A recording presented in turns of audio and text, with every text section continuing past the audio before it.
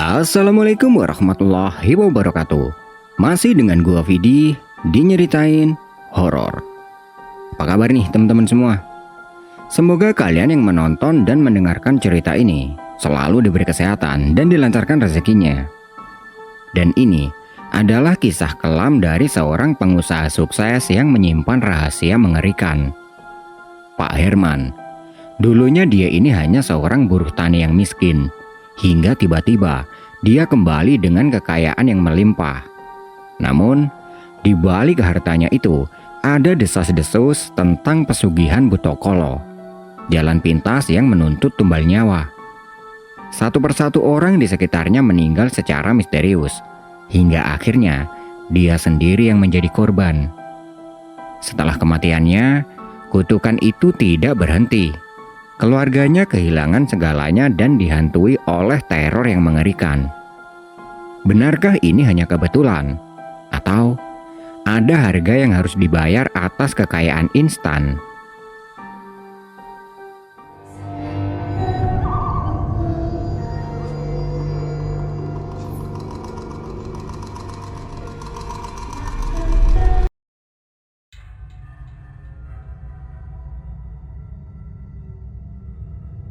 Di sebuah kampung kecil yang terletak di Jawa Timur, hiduplah seorang pengusaha keripik buah yang bernama Pak Herman.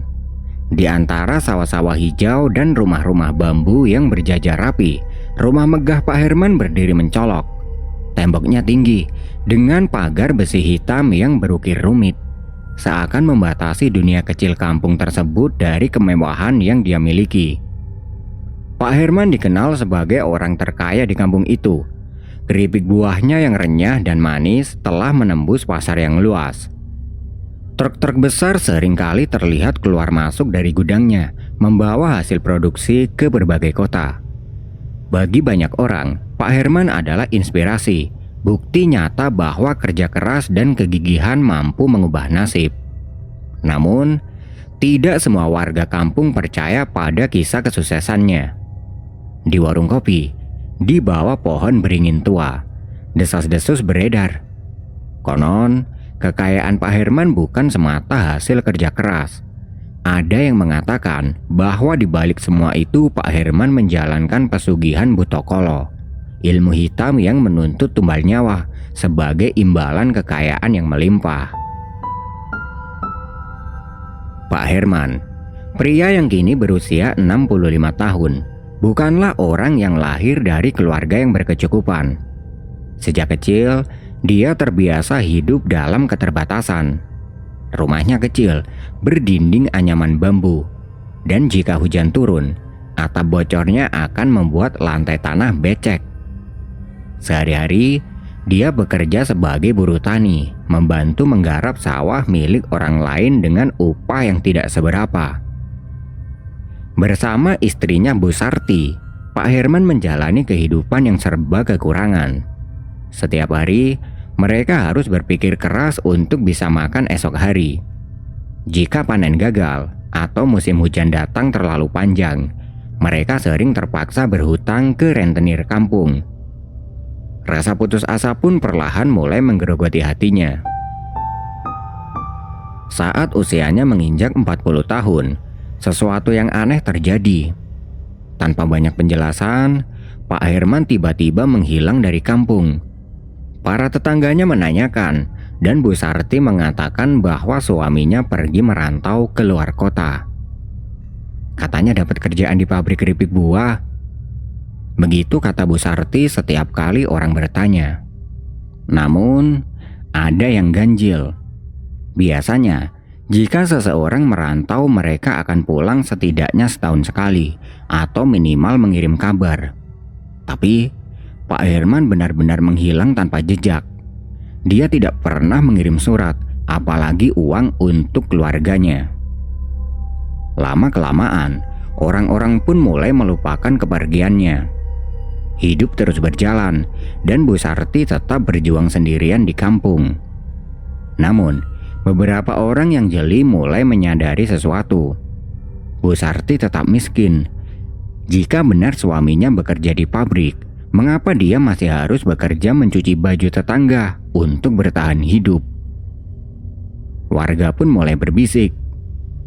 Jangan-jangan dia bukan merantau. Mungkin ada sesuatu yang lebih besar yang dia sembunyikan, kata seorang lelaki tua di warung kopi. Desas-desus itu semakin memanas ketika 3 tahun setelah kepergiannya, Pak Herman tiba-tiba kembali ke kampung dengan penampilan yang jauh berbeda. 3 tahun setelah kepergiannya, Pak Herman akhirnya pulang ke kampung dengan membawa kemakmuran. Tidak ada lagi pakaian lusuh yang melekat di tubuhnya.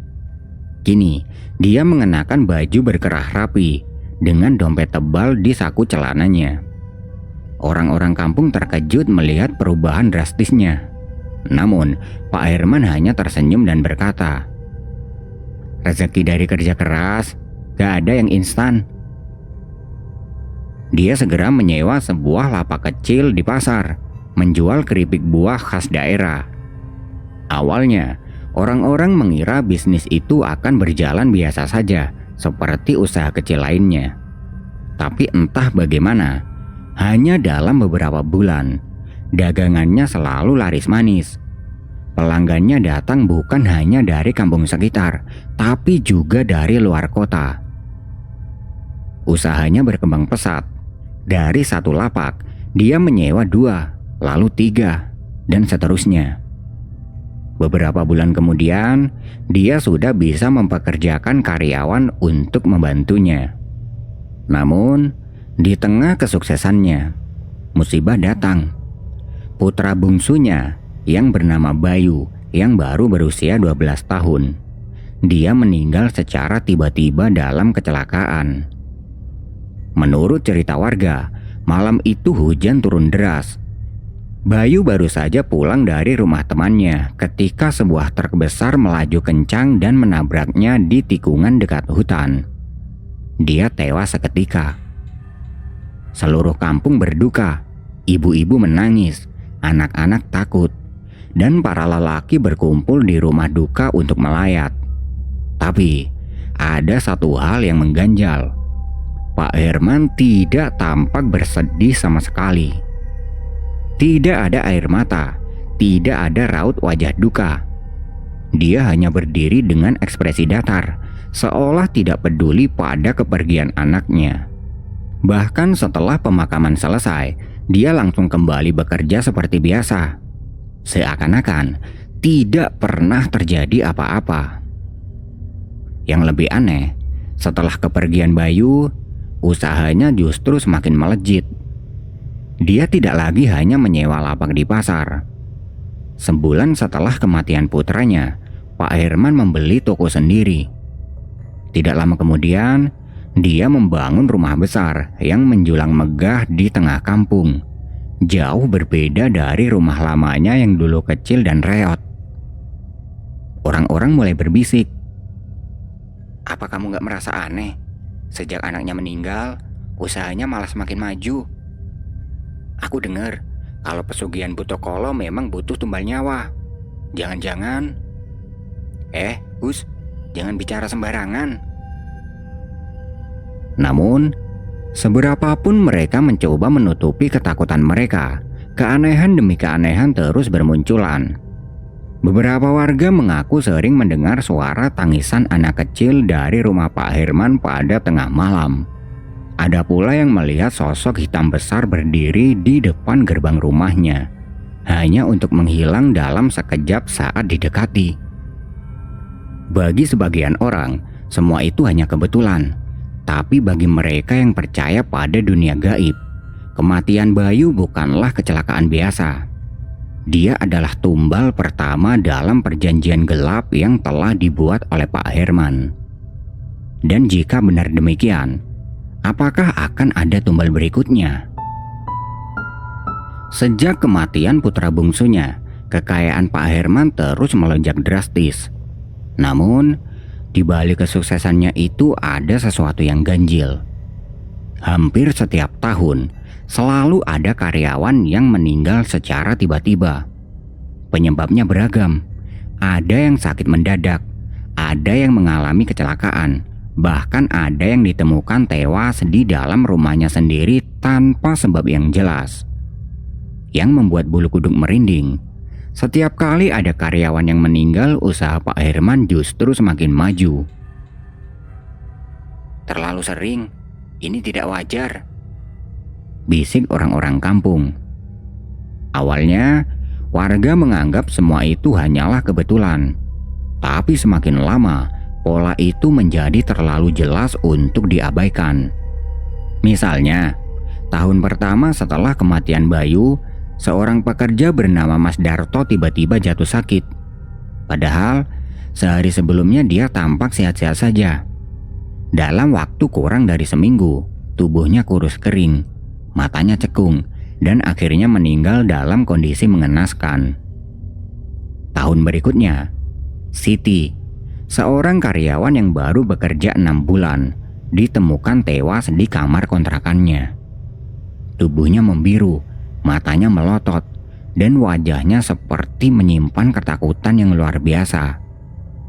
Lalu, tahun berikutnya adalah Rahmat, seorang supir pengantar keripik buah. Dia mengalami kecelakaan di jalan raya yang sepi. Mobilnya ditemukan hancur, tapi anehnya tidak ada kendaraan lain yang terlibat. Seolah dia menabrak sesuatu yang tidak kasat mata. Setiap kali satu nyawa melayang, usaha Pak Herman justru semakin maju. Toko keripiknya semakin besar, mobilnya semakin banyak, dan rumahnya semakin megah. Semakin lama, bisik-bisik dari warga semakin santer. Ini pasti pesugihan. Setiap tahun pasti ada yang meninggal. Kamu pikir itu kebetulan? Katanya kalau ikut pesugihan Butokolo harus ada tumbal setiap tahunnya. Tapi anehnya, tidak ada satupun yang berani bertanya langsung pada Pak Herman. Meski dia tetap bersikap ramah, ada sesuatu yang membuat orang-orang segan mendekatinya terlalu jauh.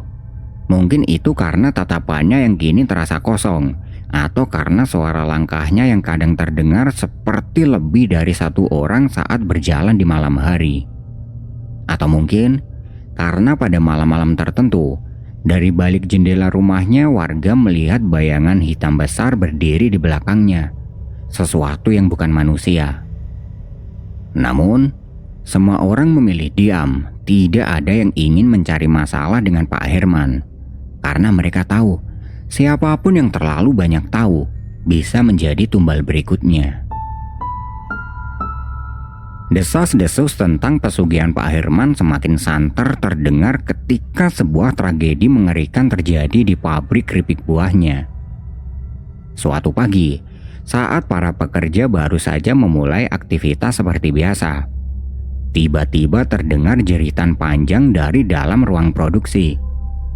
Suara itu begitu melengking, membuat semua orang yang ada di sekitar itu terdiam. Ketika beberapa pekerja berlari ke sumber suara, mereka menemukan pemandangan yang begitu mengerikan. Salah satu karyawan yang bernama Danang, tubuhnya tergiling dalam mesin potong buah. Darah bercampur dengan potongan buah yang hancur, mengotori lantai dan peralatan produksi. Bau anyir segera memenuhi ruangan, membuat beberapa pekerja menjerit ketakutan dan mual. Tidak lama kemudian, polisi datang untuk menyelidiki. Mereka memeriksa mesin, meminta keterangan dari para saksi, dan mencatat semua kejadian dengan teliti. Namun, hasil penyelidikan justru mengejutkan banyak orang. Menurut polisi, ini hanyalah kecelakaan kerja biasa. Mesin ini sangat tajam, bisa jadi korban terpeleset dan tangannya tersangkut, lalu tubuhnya ikut tertarik ke dalam, kata salah satu petugas dengan nada datar. Kasus itu pun ditutup begitu saja, seolah-olah kematian Danang hanyalah kejadian biasa yang tidak perlu dipersoalkan lebih lanjut. Namun, bagi warga kampung kejadian ini bukan sekedar kecelakaan. Danang itu orangnya teliti dan sudah lama kerja di sana. Mustahil dia bisa melakukan kesalahan fatal seperti itu, bisik seorang tetangga. Iya sih, dan anehnya setelah meninggal usaha Pak Herman malah semakin laris. Toko barunya di kota langsung ramai pembeli. Sahut yang lain. Ada sesuatu yang tidak beres. Beberapa orang mengaku mendengar suara aneh dari dalam pabrik pada malam sebelum kecelakaan terjadi. Seorang penjaga malam yang bekerja di sana mengatakan bahwa dia melihat bayangan besar bergerak di sekitar gudang. Bayangan itu tinggi besar dan memiliki mata merah yang menyala seperti bara api. Aku kira itu cuma mata aku yang salah lihat, tapi setelah kejadian ini, aku yakin ada yang tidak beres, katanya dengan suara bergetar. Sejak kejadian itu, kecurigaan warga semakin kuat, tapi tidak ada yang berani berbicara terang-terangan. Semua orang takut, dan mereka tahu bahwa siapapun yang terlalu banyak tahu bisa menjadi korban berikutnya. Namun, di antara mereka ada seseorang yang mulai diam-diam mencari tahu lebih dalam tentang rahasia kelam Pak Herman. Sejak kematian tragis Danang, warga kampung semakin waspada terhadap Pak Herman. Bisik-bisik yang dulunya hanya sekedar desas-desus, kini berubah menjadi ketakutan nyata. Tidak ada yang berani mendekati rumah atau tokonya kecuali benar-benar terpaksa. Bahkan, jika Pak Herman datang ke warung atau tempat berkumpul warga, suasana mendadak menjadi canggung. Obrolan langsung berhenti dan semua orang memilih menjauh secara perlahan. Namun, yang paling mencolok adalah tidak ada lagi orang kampung yang mau bekerja di tokonya. Dulu, warga berebut untuk menjadi pegawai di usaha Pak Herman karena gajinya lebih tinggi dari pekerjaan lain di kampung. Tapi setelah kejadian-kejadian aneh dan kematian yang terus berulang, tidak seorang pun yang mau mengambil resiko. Bahkan pemberian dari Pak Herman pun ditolak mentah-mentah. Jika dia membagikan sembako atau uang sumbangan, warga akan mencari alasan untuk menolaknya. Jika dia menyumbang ke masjid atau acara desa, mereka hanya menerima karena takut, tapi tidak ada yang benar-benar merasa nyaman. Aku nggak mau ambil uang dari orang yang bersekutu dengan setan, bisik seorang ibu-ibu kepada tetangganya. Pak Herman tentu menyadari perubahan sikap warga terhadapnya, tapi dia tidak peduli. Dia hanya perlu mencari pekerja baru. Dan begitulah, dia mulai merekrut karyawan dari luar kota. Orang-orang yang tidak tahu apapun tentang masa lalunya dan tidak mendengar desas-desus yang beredar di kampung. Mereka datang dengan harapan mendapatkan pekerjaan yang layak, tanpa menyadari bahwa pekerja untuk Pak Herman berarti mempertaruhkan nyawa mereka. Namun, meski sudah mendatangkan pekerja baru, bayang-bayang kengerian tetap mengikuti. Beberapa dari mereka mulai melaporkan kejadian aneh di dalam toko dan pabrik. Mesin produksi yang tiba-tiba menyala sendiri di tengah malam. Suara langkah kaki berat yang terdengar di lorong meski tidak ada siapapun. Bayangan hitam besar yang sesekali muncul di cermin atau kaca toko. Bisikan halus yang menyebut nama pekerja tertentu sebelum mereka jatuh sakit atau mengalami kecelakaan.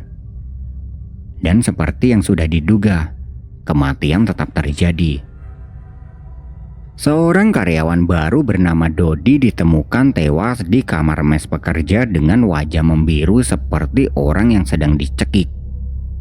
Sehari sebelumnya, dia sempat bercerita kepada rekannya bahwa dia merasa seperti diawasi oleh sesuatu yang tidak terlihat. Lalu, beberapa minggu kemudian seorang pekerja lainnya mengalami kecelakaan kerja dan meninggal. Semakin banyak nyawa melayang, semakin besar pula keuntungan yang diraup oleh Pak Herman. Kini, bukan hanya warga kampung yang ketakutan, para pekerja dari luar kota pun mulai menyadari ada sesuatu yang tidak beres.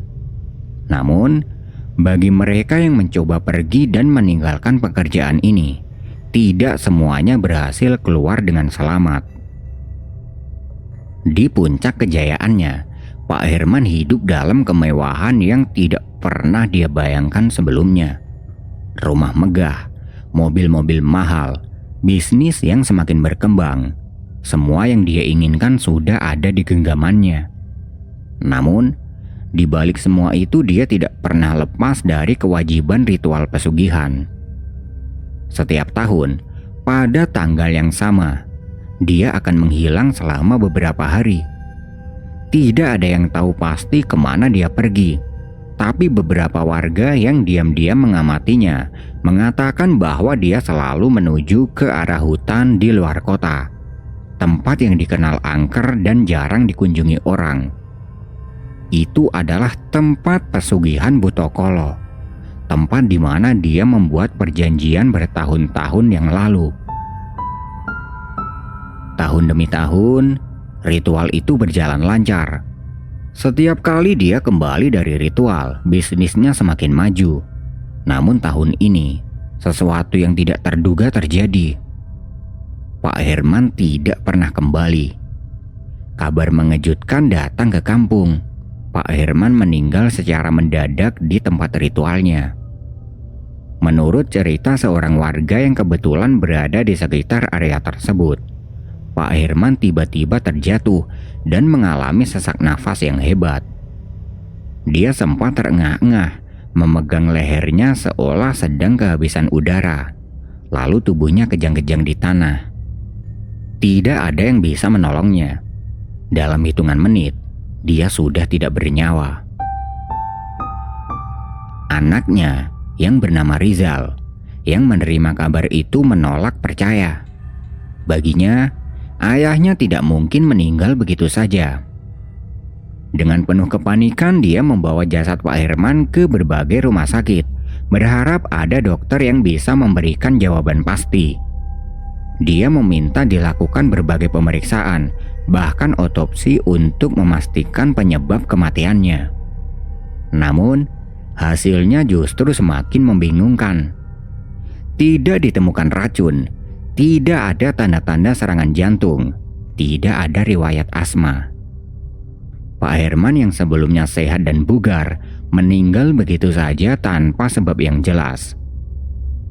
Ketika dokter tidak menemukan penjelasan medis yang masuk akal, bisik-bisik warga kampung semakin menggema. Pesugihannya gagal. Butokolo mengambil apa yang menjadi haknya. Perjanjian sudah habis dan sekarang dia sendiri yang menjadi tumbal. Misteri kematian Pak Herman semakin membuat orang bergidik. Sebab, sebelum meninggal beberapa orang di kampung mengaku melihat sesuatu yang ganjil. Pada malam sebelum kematiannya, dari dalam rumah Pak Herman terdengar suara raungan panjang yang bukan berasal dari manusia. Kematian Pak Herman masih menjadi misteri yang belum terpecahkan. Tidak ada yang tahu pasti apa sebenarnya yang terjadi di tempat ritual pesugihan itu. Namun, satu hal yang jelas, warga kampung percaya bahwa kematiannya bukan kematian biasa. Hari pemakamannya tiba. Seharusnya ini menjadi momen terakhir bagi keluarga dan warga untuk memberikan penghormatan. Namun, seolah alam sendiri menolak kehadiran jasad Pak Herman. Cuaca tiba-tiba berubah buruk. Sejak pagi, langit sudah mendung pekat. Angin berhembus lebih kencang dari biasanya, membuat dedaunan berjatuhan dan ranting-ranting pohon bergoyang liar. Ketika iring-iringan jenazah mulai bergerak menuju pemakaman, hujan deras turun tiba-tiba, diiringi gemuruh petir yang menggelegar seakan membelah langit. Beberapa warga yang ikut mengantar jenazah bergidik. Ini bertanda buruk. Bisik seorang nenek tua sambil menggenggam tasbihnya erat-erat. Di tengah derasnya hujan, para penggali kubur berusaha menyelesaikan tugas mereka. Namun, tanah menjadi semakin berlumpur dan licin, membuat proses penguburan semakin sulit. Ketika liang lahat hampir siap, sesuatu yang mengerikan terjadi.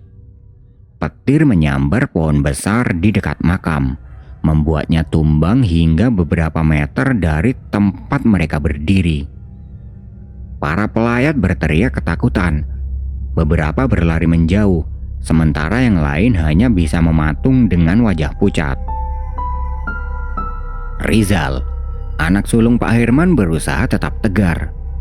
Dengan suara lantang dia meminta para penggali kubur untuk segera menurunkan jenazah ayahnya ke dalam liang lahat. Namun, ketika jenazah mulai diturunkan, suara aneh terdengar dari dalam tanah. Seperti suara gemuruh yang dalam dan berat, seolah ada sesuatu yang bergerak di bawah sana. Beberapa orang yang berdiri di dekat makam mengaku mendengar bisikan samar. Suara lirih yang terdengar seperti suara Pak Herman sendiri yang sedang merintih kesakitan. Seketika, salah satu penggali kubur jatuh terduduk. Wajahnya pucat pasi. Kita harus cepat. Ini tidak wajar, katanya tergagap.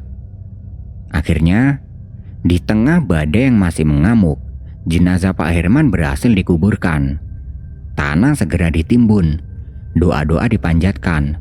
Lalu, satu persatu pelayat pergi meninggalkan makam dengan perasaan tidak menentu. Namun, setelah semua orang pulang, seorang penjaga makam yang tetap tinggal untuk merapikan area pemakaman mengalami kejadian yang tidak bisa dia lupakan. Dari arah kuburan Pak Herman, dia mendengar suara geraman rendah, seperti suara hewan buas yang tengah marah. Dan saat dia melihat ke arah pusara yang baru saja ditimbun, tanah di atasnya tampak bergetar, seolah ada sesuatu di dalamnya yang masih ingin keluar. Setahun telah berlalu sejak kematian Pak Herman. Namun, bayang-bayang masih terasa kuat di kampung ini. Kini, tidak ada lagi kemewahan dan kejayaan yang dulu mengelilingi keluarganya. Harta yang dulu berlimpah lenyap satu persatu seperti ditelan bumi. Bisnis keripik buah yang dulu menjadi kebanggaan kini sepi pembeli. Awalnya, keluarga Pak Herman mengira ini hanya penurunan sementara. Tapi semakin lama, keadaan semakin memburuk. Toko-tokonya yang dulu selalu ramai kini nyaris kosong. Pelanggan yang dulu setia membeli entah kenapa tidak pernah kembali. Bahkan, beberapa mengatakan bahwa rasa keripik buahnya sekarang tidak selezat dulu. Ada yang mengatakan terasa hambar, ada pula yang mengaku merasa mual setelah memakannya. Untuk menutupi kerugian, Rizal, anak sulung Pak Herman, mencoba menurunkan harga jual. Tapi tetap saja tidak ada yang mau membeli. Aku heran, kenapa semua orang tiba-tiba nggak mau beli? Keluh Rizal kepada istrinya. Tetangga yang dulunya iri dengan kekayaan Pak Herman kini hanya bisa menggelengkan kepala. Harta pesugihan tidak akan bertahan lama, gumam seorang warga tua. Tidak hanya bisnis keripik buah yang hancur, usaha anak-anak Pak Herman yang lain pun ikut bangkrut. Rizal yang membuka usaha catering harus menutup bisnisnya setelah mengalami serangkaian masalah. Pelanggan membatalkan pesanan, bahan makanan sering membusuk tiba-tiba, dan beberapa kali ada belatung yang muncul di dalam makanan yang sudah siap dikirim, meski sebelumnya bersih. Sementara adiknya yang bernama Rina, yang menjalankan butik di kota, dia kehilangan modal besar setelah tokonya kebakaran secara misterius di tengah malam. Satu persatu, semua yang dibangun dengan hasil pesugihan itu hancur tanpa sisa. Dari rumah megah dengan mobil sport, kini mereka kembali hidup dalam kesederhanaan. Puluhan tahun sudah berlalu, keluarga Pak Herman kini terpaksa menjual aset yang tersisa demi bertahan hidup. Rumah besar mereka akhirnya dijual, dan mereka kembali ke rumah kecil yang dulu mereka tinggalkan. Di dalam rumah tua itulah gangguan mulai muncul. Sejak keluarga Pak Herman kembali ke rumah kecil mereka, hal-hal aneh mulai terjadi. Malam pertama, Rizal terbangun karena mendengar suara langkah kaki di ruang tamu. Awalnya dia mengira itu adalah ibunya yang terbangun untuk ke kamar mandi. Namun, ketika dia mengecek, ruangan itu kosong. Lampu di ruang tamu yang sebelumnya dimatikan menyala sendiri. Di dinding, dia melihat sesuatu yang membuat bulu kuduknya berdiri. Bekas jejak kaki besar yang berlumpur mengarah ke dalam rumah. Keesokan harinya, Rina mengalami kejadian yang lebih mengerikan. Saat dia sedang mandi, dia mendengar suara bisikan halus di belakang telinganya. Rina, kembalikan. Dengan nafas tersengal dia berbalik, tapi tidak ada apa-apa. Air dari keran tiba-tiba berubah menjadi merah pekat seperti darah. Rina menjerit ketakutan dan berlari keluar kamar mandi dengan tubuh yang masih basah. Saat dia memberitahu ibunya, wanita itu hanya bisa menangis dan berdoa. Gangguan semakin menjadi-jadi. Perabot rumah sering berpindah tempat sendiri. Bau anyir dan busuk tercium di dalam rumah tanpa sebab yang jelas. Di tengah malam, suara tangisan terdengar dari arah kamar yang dulu milik Pak Herman. Puncaknya terjadi pada satu malam, ketika ibu mereka, Bu Sarti, bangun untuk sholat malam. Saat dia selesai berdoa dan hendak kembali tidur, tiba-tiba dia melihat sosok berdiri di pojok kamar. Pak Herman. Namun, wajahnya bukan seperti yang dia kenal. Kulitnya hitam legam, matanya merah menyala, dan tubuhnya dipenuhi luka menganga. Bu Sarti ingin berteriak, tapi suaranya tercekat. Sosok itu hanya menatapnya sebelum akhirnya berbisik dengan suara serak. Kalian tidak akan bisa lari. Kemudian, sosok itu menghilang. Bu Sarti jatuh pingsan di tempat. Gangguan ini bukan sekedar peringatan. Ini adalah awal dari sesuatu yang lebih mengerikan.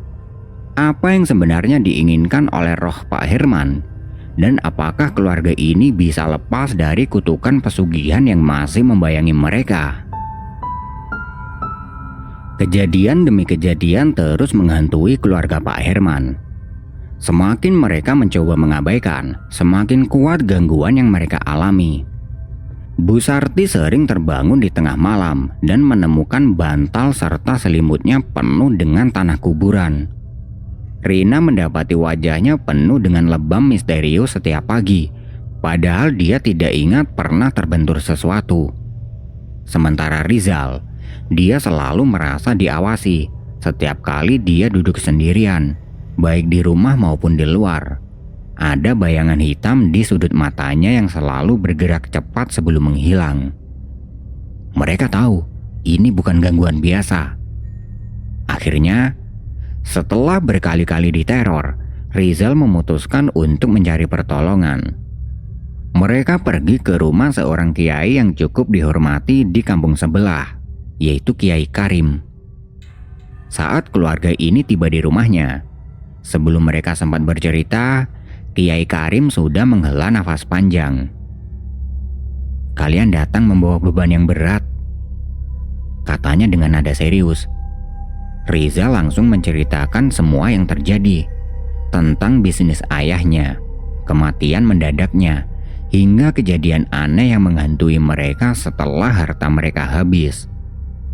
Kiai Karim hanya mengangguk-angguk, lalu berkata, "Pak Herman sudah membuat perjanjian dengan sesuatu yang tidak seharusnya. Harta yang datang dari pesugihan tidak akan bertahan lama, dan jika perjanjian itu tidak terpenuhi, maka tumbal yang diambil bisa berlanjut pada keluarganya." Mendengar itu, Bu Sarti langsung menangis. "Jadi, mereka ingin mengambil kami?" tanya Rina dengan suara bergetar. Kiai Karim menatap mereka dengan tajam. "Bukan hanya itu, arwah Pak Herman belum tenang. Dia tidak pergi ke alamnya, karena ada sesuatu yang mengikatnya di dunia ini. Kalian harus segera menyelesaikannya sebelum lebih banyak hal buruk terjadi." Kiai Karim meminta keluarga itu membawa segenggam tanah dari makam Pak Herman, serta barang pribadi yang sering dipakainya semasa hidup. Malam ini, setelah semua persiapan selesai, ritual pemutusan perjanjian pun dimulai. Kiai Karim membaca doa-doa khusus, sementara keluarga Pak Herman duduk di sekelilingnya dengan hati berdebar. Namun, saat ritual berlangsung, angin tiba-tiba bertiup kencang. Lampu di ruangan berkedip-kedip, lalu padam seketika. Di tengah kegelapan, terdengar suara geraman yang mengerikan dari luar rumah. Butokolo telah datang. Ritual pemutusan perjanjian terus berlanjut, meski suasana di dalam rumah semakin mencekam. Angin bertiup kencang, membuat tirai dan perabotan bergoyang, seolah ada kekuatan tidak kasat mata yang mengamuk. Dari luar, suara geraman berat terdengar semakin dekat. Butokolo telah datang untuk menagih apa yang masih menjadi haknya. Tiba-tiba, Rina tersentak keras. Tubuhnya melayang beberapa sentimeter dari lantai. Matanya membelalak kosong. Mulutnya bergerak, tapi suaranya bukan lagi miliknya. Harta itu milikku. Suara berat itu keluar dari mulutnya, seperti bukan suara manusia. Rizal mencoba mendekat untuk mengguncang bahu adiknya. Tapi, tubuhnya terdorong oleh kekuatan yang tidak terlihat, sehingga dia terjatuh ke belakang. Butokolo tidak ingin melepaskan mereka begitu saja. Kiai Karim terus membaca doa-doanya dengan suara semakin lantang. Dia mengambil segenggam tanah dari makam Pak Herman, lalu menyebarkannya ke atas kepala Rina. Saat itu juga, Rina menjerit keras. Tubuhnya kembali terjatuh ke lantai dengan nafas yang terengah-engah. Namun, gangguan belum berakhir. Dari pojok ruangan, sosok hitam tinggi besar mulai tampak. Matanya merah menyala, tubuhnya berotot dengan urat-urat yang mencuat, dan taringnya mencuat dari mulutnya yang terbuka lebar. Sosok itu berdiri tegap, mengawasi mereka dengan tatapan penuh amarah. Tumbal belum lunas. Suara itu bergemuh di seluruh ruangan. Tiba-tiba, suara lain terdengar dari arah belakang makhluk itu. Dari bayangan gelap, muncul sosok Pak Herman. Wajahnya masih dipenuhi luka dan sorot matanya penuh kepedihan. "Aku yang berutang, jangan ambil keluargaku." Suaranya terdengar serak dan lemah. Sosok Butokolo berbalik, menatap Pak Herman dengan marah. Dalam sekejap, tubuh Pak Herman diseret ke dalam kegelapan. Jeritannya menggema sebelum akhirnya menghilang sepenuhnya. Makhluk itu akhirnya pergi. Suasana kembali hening. Angin berhenti bertiup. Lampu yang sebelumnya padam kini menyala kembali. Rina terduduk lemas. Bu Sarti menangis, dan Rizal hanya bisa menatap kosong ke arah tempat Butokolo menghilang. Mereka tahu ayah mereka telah membayar lunas hutangnya. Sejak malam itu, gangguan-gangguan berhenti. Namun, hidup keluarga Pak Herman tidak pernah kembali seperti dulu. Kekayaan yang pernah mereka miliki tidak bisa dikembalikan. Mereka tetap hidup dalam kesederhanaan dengan trauma yang membekas selamanya. Kisah ini menjadi pelajaran bagi semua orang di kampung. Konon, pesugihan seperti ini menuntut pengorbanan yang besar. Biasanya, nyawa anak atau istri sebagai tumbal pertama, lalu disusul nyawa lainnya.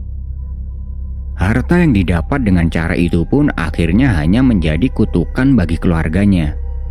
Begitulah harga dari keserakahan. Setiap yang instan pasti ada bayarannya, dan kadang bayaran itu datang ketika sudah terlambat untuk menyesal. Nah, itu tadi adalah sebuah kisah horor yang bisa aku sajikan ke kalian semua. Buat yang masih stay, aku ucapin terima kasih. Dan tunggu kisah horor selanjutnya.